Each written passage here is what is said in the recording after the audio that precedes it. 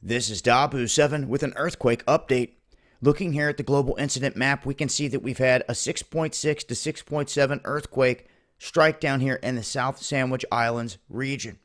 Now, this is the area that I dubbed the Serpent Heads, and this is connected to the Atlantic Ridge that you can see that moves along here. Oftentimes, we will see connected action, whether it's up in through here, out this way, or up through this ridge line all the way up to Iceland.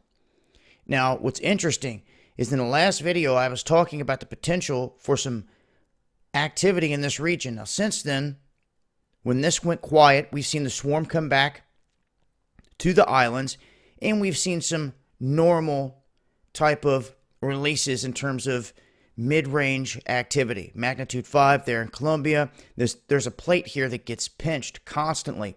And I would much rather see 5s being let loose in this region than it going quiet for an extreme amount of time and then a big one coming out of here. Also, the pinch point here in Chile is another area that we watch going all the way down. Now, when it comes to the United States, here in the past 24 hours, Alaska was seeing the brunt of the earthquakes, the bigger ones coming out here into the waterway, and once again ending down in this area with this remaining silent.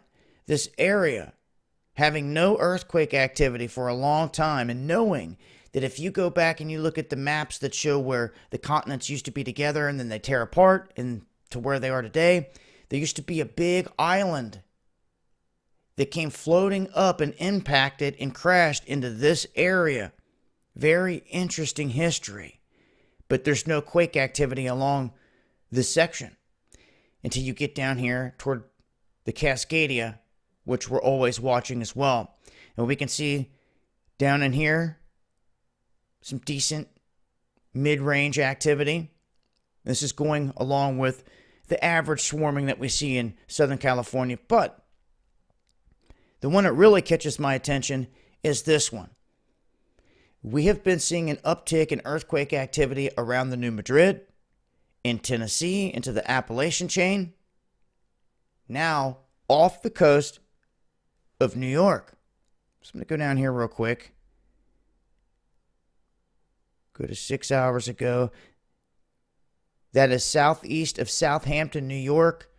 That is a shallow quake that just took place right there at 7.1 kilometers depth, right off the coastline, and we're not used to seeing quakes hit in this area. So it's something to watch.